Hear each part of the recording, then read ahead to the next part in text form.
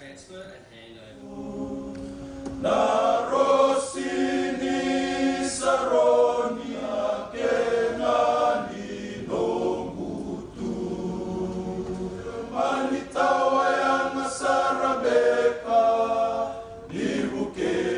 Senator, the Honourable Linda Reynolds, excuse me, the Minister for Defence, the Honourable Minister Price, the Minister for Defence Industry, General Eggers, His Excellency John Fix, the High Commissioner for Australia to the Republic of Fiji, John Bula, and His Excellency the High Commissioner for Fiji to Australia, High Commissioner Daniwan. Mr. Freddie Gray, the Austal Australia Chief Operating Officer, invited guests, ladies and gentlemen. Thank you for that wonderful welcome ceremony. And Reverend Lucas for that wonderful blessing. Thank you. Ladies and gentlemen, Excellencies, it's an honor to be here this morning as we add the RFNS Saminada, a brand new Guardian-class patrol boat, to the ranks of the Fijian Navy. With room for 23 crew and a 3,000 nautical range, it's a beautiful and technologically advanced addition to our fleet. I've arrived in Australia on the heels of, as you've heard from Minister, on the heels of 54 Republic of Fiji Military Forces engineers, known across Victoria as the Blue Force, who just wrapped up 5 weeks of service in regions devastated by the bushfire crisis. I know just about every one of our Aussie friends here today either was impacted personally by the fires or knows someone who was. From the moment the devastating scale of the bushfires became clear, the thoughts of your Fijian brothers and sisters were with you and your loved ones. And we were proud to offer our troops to the rebuilding effort, not only by providing hard labor, but by sharing songs, kinship, and a few laughs as well, whatever it took to lift the spirits of affected communities. When the rains finally broke through last month, it was an answer to countless prayers from across Fiji and the entire Pacific, including my own. Ladies and gentlemen, in 1970, at the dawn of Fijian independence, Fiji's economic sovereignty extended over 50,000 square miles of ocean. But in the 1980s, our exclusive economic zone swelled more than 24 to cover over 1 million square miles of our planet's surface. Securing Fiji's status as a large ocean state didn't require a conquering armada to seize new swaths of sea.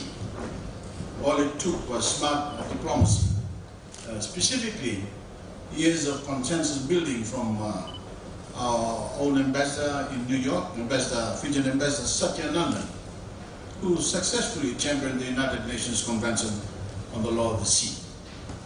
My dear friend Satya passed away last week, and I have expressed my deepest sympathies to his family, his friends, and all those who, like myself, have leaned on his wise counsel over the years. I know he would be proud to stand here in this moment that we strengthen Fiji's ability to safeguard our seas. It was following Fiji's ratification of the UN Convention on the Law of the Sea that the Fijian Navy was first formed, and shortly after, of course, the Australian Pacific Patrol Boat program came to be. In the decades since, the program has been a pillar of regional security, showing that secure Fijian waters means secure waters for every nation in our patch of the Pacific.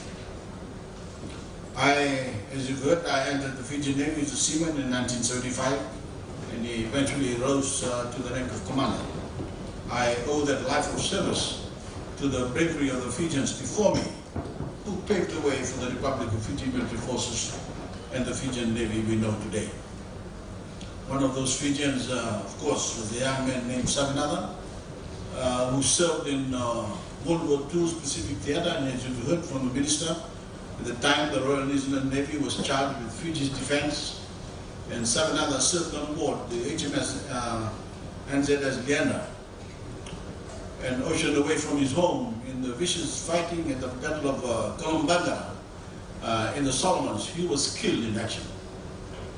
Today, we honor his courage and sacrifice as the RFNS Savinathan carries his name and carries on his mission of service to the Fijian people and all people who call the Pacific their home.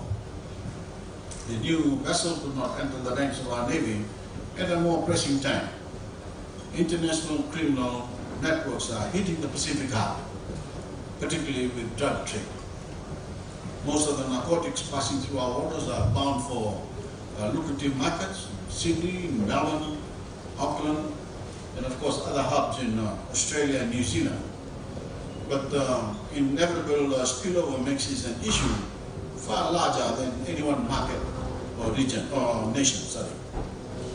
And it's on all of us to band together to keep these criminals out of our waters and keep hard drugs out of our people's hands, particularly our young folks. With the RFNS Savinathan in the ranks of our fleet, our capacity to combat drug smugglers will be further bolstered by the benefit of our people and society at large. But it's not only drug traders we're worried about. The crew of this vessel, alongside the Fijian Navy fleet, will combat illegal fishing, dumping, and human trafficking as well. None of these Fijian threats, none of these are Fijian threats alone. In fact, one thing criminal operators, massive piles of trash and swimming schools of tuna all have in common. It's a disregard for national oceanic boundaries. The lines divvying up our seas exist only in our minds. In reality, the reckless abuse of any 1 square kilometer of ocean impacts us all. Fiji stands ready to put our fleet to work to secure a safer Pacific, but we can't limit our ambition to our region and lose sight of the larger global challenges to ocean health and security.